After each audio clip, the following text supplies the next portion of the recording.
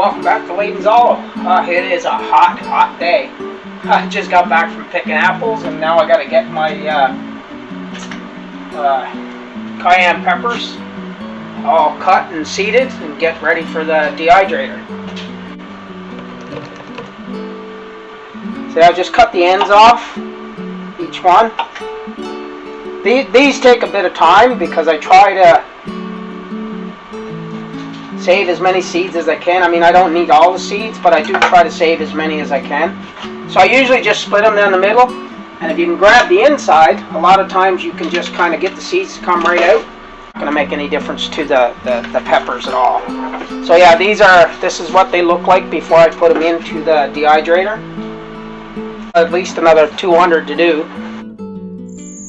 Got the peppers cut for the dehydrator. My basil is still running in the dehydrator, so I haven't been able to put them in yet. So what I'm going to do is I'm actually going to do up a few red peppers to put in the dehydrator, because when I'm running my dehydrator, I like to make sure it's full. There's no point in running a dehydrator half full. So this is what I normally do. I just kind of cut around the stem so I can pull all the seeds out. So yeah, I forgot to show you guys. This is the seeds from the cayenne peppers.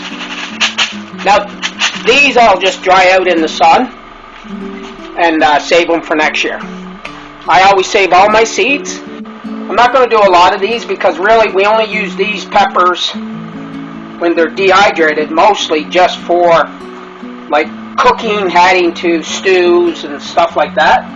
It's because it will rehydrate once you put them in water. We also do a lot of these guys with, I vacuum seal them and put them in the freezer. Those we use like on our pizzas and stuff like that. So yeah, when I'm dehydrating them, I don't really cut them down too small.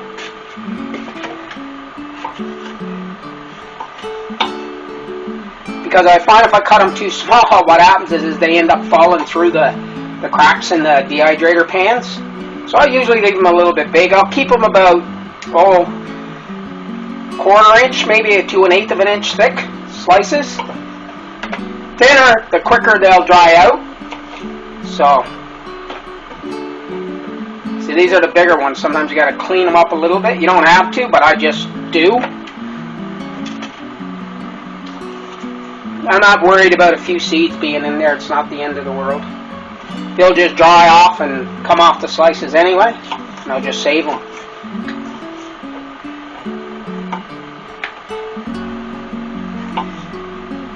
I think I have 5 trays, so what I'm going to do now, I think I should have enough space to do this, because I really like to do these as well. I don't do a lot of them because we usually use most of our tomatoes for sauces. But I do really like sun-dried tomatoes, like on burgers and salads and stuff like that.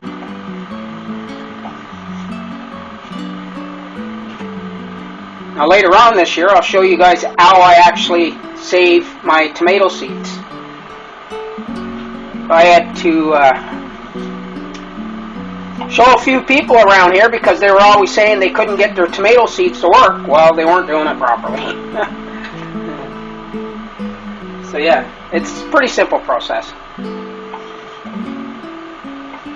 So yeah, like this is about the size that I like to make them. It's about maybe a little bit more than a quarter, because they do shrink a lot in the dehydrator. So yeah, I really like dehydrated tomatoes. It seems like the flavor gets kind of condensed and it's very flavorful.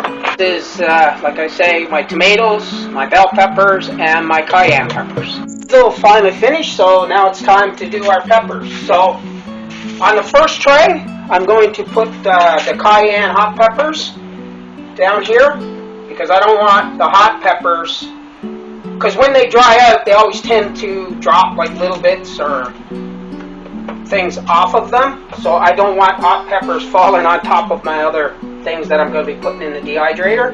So I always put them on the bottom. when I'm doing multiple things at once. That's the hot peppers, cayenne. So now I'm going to do my tomatoes next.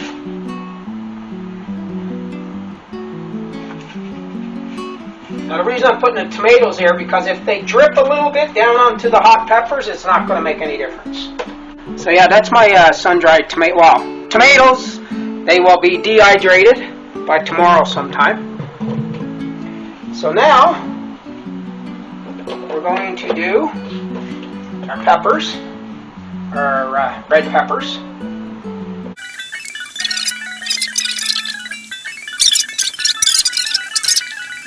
This time of year is really hectic for me. I'm trying to get all the stuff preserved that I can, because the plants here in Canada, they stop growing and die off pretty quick.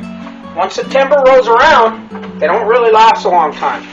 Now when I do these, I do them on a little higher temperature than what I do for most. It's usually around 45 degrees Celsius, which is about 120 Fahrenheit. And tomatoes, they should all be ready now. Took quite a bit longer than what I was anticipating. I'm going to be doing a lot more red peppers, the bell peppers, because here I'll show you guys. Remember at the beginning of this video I showed you how much I put onto this one rack? Well, that's what you get when they're dry. That's how much you get out of them when they're dry. So yeah, not a lot, but we can do this a few times. I think the next time I do my peppers, I think I'm going to maybe put them a little bit closer together. I do like to put all of my stuff that I do in my dehydrator in the bottles when it's warm. I already sterilized these bottles a while ago. I put it in there when they're coming out of the dehydrator because they're still pretty warm. And when they cool down, they create a small vacuum, so you get a better seal. Here's my tomatoes. Let's see how much they shrunk. Which is okay, because I'm going to be, like I said, I'm going to be doing a full tray of these, or a full dehydrator. And right now, not all of these are done. The end ones didn't quite finish yet, which is okay, because I'm going to be cutting up another batch to put in. So yeah, some of these aren't quite done. These guys are not quite ready, so I'm not going to put them in a bottle.